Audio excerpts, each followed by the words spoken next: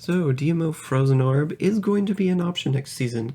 Sort of a slower clearing build, but definitely has huge impact when you're looking at challenging elites, especially now that we can include the Aughild. So something cool you can do because you are running the DMO set is include these set-based multipliers, such as Aughild. It's giving you 30% multiplier, a little bit of damage reduction, and giving you a lot of elite damage reduction and increased damage against elites, coming in a big way.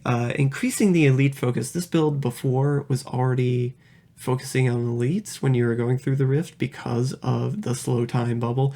You can't really reset the slow time with this build all that often or quick enough to make it fluid for just clearing trash in general. So it's mostly going to be an elite hunting build. Every now and again, if there's like a huge clump of trash, you can engage that, but most of the time seek out those elites. Click on those pylons with the Nemesis bracers to spawn extra elites. That's going to be the focus here. We do have the Aether Walker for quicker teleports, giving us those that nice mobility and enabling us really to preserve the endless walk bonus here up to a 100% 2x multiplier that we can get here. If you want to preserve it, you can with the Aether Walker. That's quite nice. Notice here I have included the Illusionist bonus if you want to start moving a little bit more in between your teleports, or you have to shift your angle of attack, as you often do with the Frozen Orb here, especially when you come up against Waller elites, can be troublesome. So having that little bit extra movement speed is still very nice to have. Defensively, we're going to be running the Esoteric Alteration for this non-physical damage reduction. I just found it to be the most fluid. You're also going to run armor gems in the chest and pants for extra base toughness. This is because we are not using shielding based toughness for this build.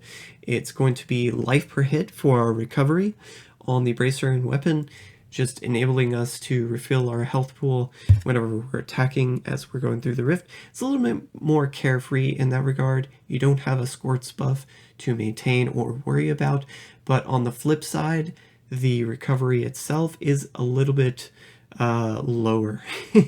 So you're gonna have to deal with that side of things now. There is a lot of the big thing here with before we go on, the DMO set has had its damage multiplier increased from 8,500 to 12,500. So that's the appeal here if you want to run DMO for these slightly higher solo speeds is an option. The focus of the build is going to be basically you're going to plop down your bubble, possibly cast a black hole to pull in enemies, and you're going to cast your frozen orbs to deal damage at range. Now there are a lot of multipliers here that you're going to take advantage of at range.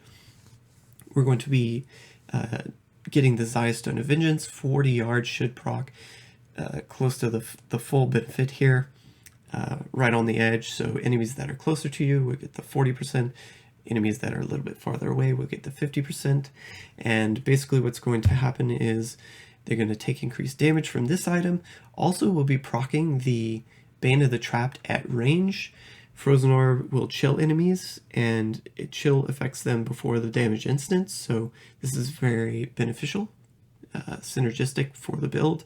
Power Hungry, going to give us that 30% multiplier at range. Explosions are going to be a huge damage source for this build, the orb explosions themselves. So this is where the doubled explosions from Unstable Scepter are going to be quite nice coming into effect. The pull here is going to buff up our damage from the Absolute Zero rune itself.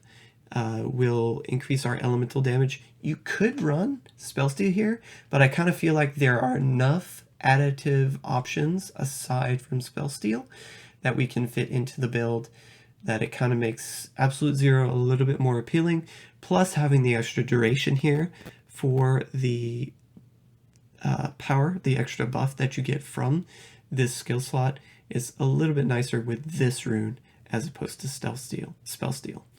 Now, I mentioned additive bonuses. We're going to fill in our additive with skill damage, so Arcane Orb on the boots and the helmet. I didn't roll that on the source. I kind of feel like Vite is a little bit more worthwhile defensively, a little bit more balanced for this configuration.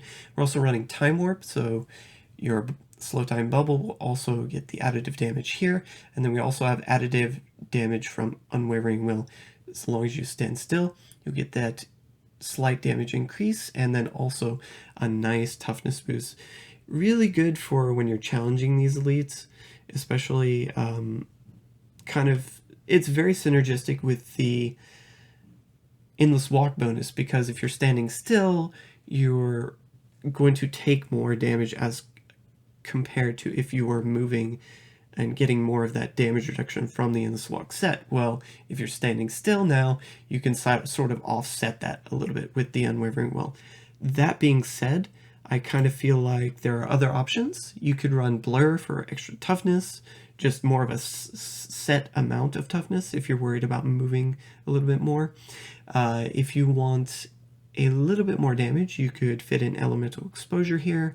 Another good one to fit in could be the Astral Presence for resource. If you're having resource issues, or just want to fit in a different configuration for your resource pool, this would be a good option. In the past, I've actually run Astral Presence, and then on the shoulder piece, dropped the resource cost reduction roll here for life percent. That's still an option even today, but this particular configuration gets you more damage, more toughness, so running RCR on the shoulder piece with the topaz and the helmet will give you a nice base level of resource cost reduction, and then you combine that with the power cost reduction of Power of the Storm, and then, which gets applied, by the way, I think, is it before or after cost reduction?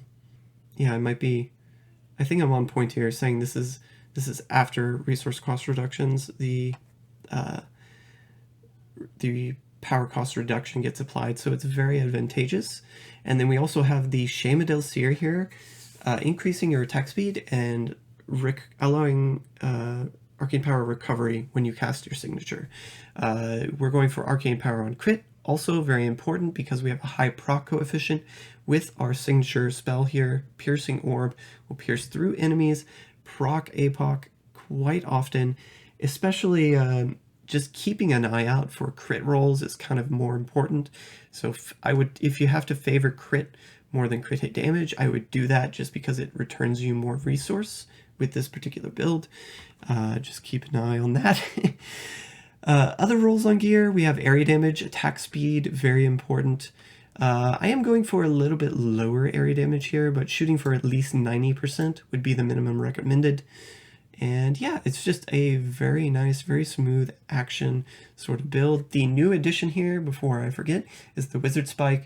The reason I probably forgot it though is because the procs here, they still don't proc area damage. The free frozen orbs that come out, while they are a little bit more consistent now, they're still only dealing damage, the base damage of the rune, basically. So it's a little bit nice if you get lucky and it procs when you're lining up on that elite, but aside from that, it's kind of useless, aside from the multiplier, which is why we're including it here. And yeah, that's basically it for this build. I hope you enjoy it in season. Very, very decent one for getting a nice XP if you're into Frozen Orb.